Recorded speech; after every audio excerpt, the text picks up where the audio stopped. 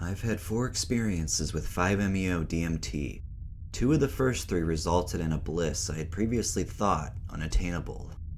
They were also accompanied by the most incredible sensation of mind expansion and ego loss. The insights I gained were so staggering that upon return to baseline, my mind was left with only the memory of omniscient knowledge, but not the knowledge itself. Almost as though my human brain was a container insufficient for the knowledge I had been exposed to briefly. What I wanted to share was my 4th experience. I'll be the first to admit that my use of this and other potent psychedelics had become reckless in the past year or so. I had returned from a 4-day outdoor psytrance festival where I had existed in a psychedelic haze of LSD, 2CB, 25C-NBOME, mushrooms, DMT, DPT, ketamine, and MDMA. At the time of dosing, I had less than 8 hours of sleep over the previous 96-hour period. My girlfriend came over to visit the night I returned from the festival, and we had done 2 hits of MDMA and a few bumps of ketamine. I had wanted to share the 5-MeO-DMT experience with her for a while. It was about 3 a.m. when I weighed out a 10 mg dose for her and a 16 mg dose for myself. She snorted her line first. I then snorted mine and followed her to the bedroom where we lied down to wait for it to kick in. She began to writhe in ecstasy, and I began to feel an intense full-body orgasm. We began to hold and caress one another. Somehow, our clothes ended up coming off. Along the way, I spin off into the most intense state of ecstasy that I have ever experienced. There are no words that describe what I experienced, other than to say it was an awakening of my true self, the realization of the underlying unity of all that exists. I became eternity, except that I was no longer me. The next thing I know, my girlfriend is telling me to breathe, to come back, forcing me out of bed, to stand, telling me I need to get some fresh air. Afterwards, she told me that I had a seizure and that my muscles had seized up completely. I had turned completely white and had stopped breathing. She had to put her fingers down my throat to open my esophagus and then gave me mouth-to-mouth resuscitation. She said that I was telling her that I loved her, saying, "I love you, I love you, I love you," over and over again. It was as though I was caught in a loop, and that I began to recede as I was saying it, until finally I had disappeared, and then the seizure began. Yet I was not unconscious. My consciousness throughout this experience was seamless. I was simply no longer my body. I had died. I was somehow aware that I had died, but having experienced the other side, it simply did not matter. Death was bliss, unimaginable, and beyond words. She got me out of bed, saying I needed to move around, get some air. We made it to the kitchen downstairs, and I was explaining how irrelevant life was, how earlier I had been feeling sad to see my pet dog getting older, closer to death. But with my newfound insight, I explained how ridiculous it was to feel sad about death, that death was the gateway to nirvana, and how we should rejoice in death, and that I no longer feared it, and that all that was love, an infinite, never-ending, all-encompassing love. I wanted to take her with me too. We were one. I began to tell her that I loved her.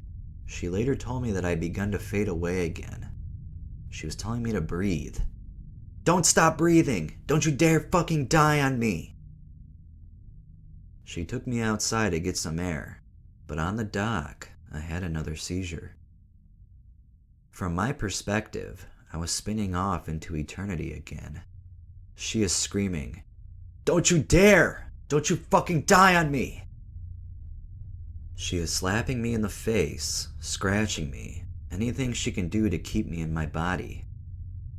She is bringing me inside the house again, and she is mad, so mad, telling me, "Reality sets in, never again," over and over. She is so angry with me, I begin to believe that she is going to leave me. The whole sugar coating on this trip has fallen off. The karma of this beautiful experience I just had is the nightmare of her walking out on me. She is taking me upstairs again to lie down, and at the top of the stairs, I have another seizure. She is slapping me in the face, screaming hysterically, scratching, screaming. My beautiful trip has turned into the worst nightmare ever.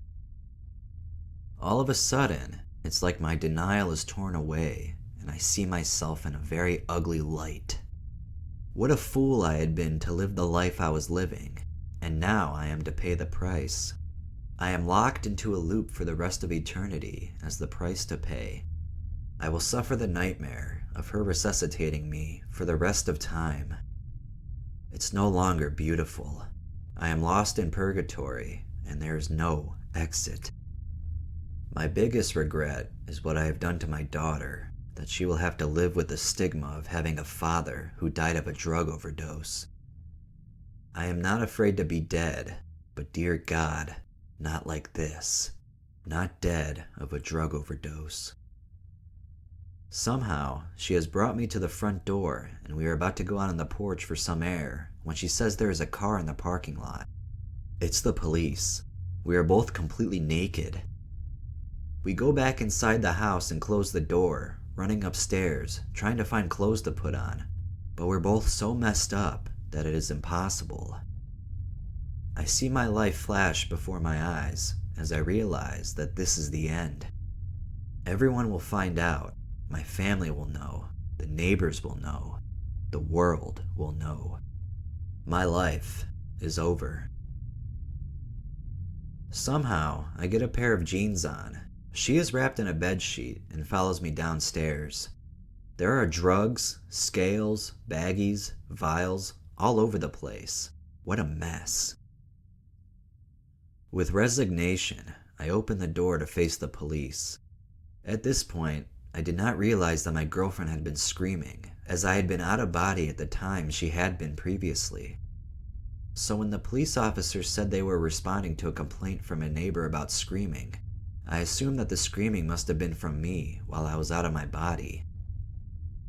The police want to come in because the bugs are so bad outside, and I think they were suspicious. Inside, my mind is racing, and I cook up a story about having gone off my meds and that I must have just had a psychotic episode, none of which I can remember. My girlfriend picks up on this, and we tag team bullshit our way through this. They are asking for details about my condition, but I'm being very vague, and my girlfriend is telling the cops that I need an ambulance, so they call one. I asked the cop what the complaint was, and he said that a neighbor had reported a domestic dispute. Boy, did I feel relieved. I thought it was plain as day what had happened, but not to them apparently. They did notice a bag of weed on my coffee table and told me they had to flush it down the toilet. It is now 5 a.m. This episode took place over a 2-hour period. Walking back from the hospital, we pieced together what happened. I walk away from this experience with one immeasurable gift. I now know, beyond a shadow of a doubt, that I am eternity. There is no question of it in my mind. I have had the proverbial spiritual awakening. I have been walking around in a state of bliss for days now, weeping tears of joy and gratitude. I see the beauty in everything. It is clear to me that I am not dead because the universe has plans for me. I will fix myself and become an example of how to fight addiction. I will teach people how to attain the state of bliss that I experience without the use of drugs. I will polish myself so bright that I will become a light that you can see all over the world. We are getting married, going to Narcotics Anonymous. The world is our oyster, the future is ours, and we are one for all eternity. May you be so fortunate as to experience the light. God bless.